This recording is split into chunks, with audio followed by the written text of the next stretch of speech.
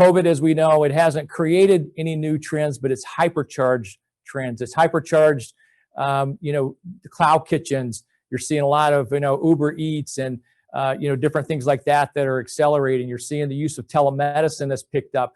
Those were all trends that were there, but just not really well adapted. Surgery centers, the trend has been there, but it's being hypercharged because we're hearing that over and over again that, patients are, now really hypersensitive about staying out of the hospitals. And so surgery centers, just like we do with infections, we as an industry are screening those patients really well so that we're keeping, COVID to the best of our ability out of the surgery center. So it's a COVID free environment that, patients can go to. And doctors don't even want to go to hospitals anymore. So everybody's trying to stay out of the hospital. So COVID, I think, is going to be an accelerator to all these trends that we've talked about.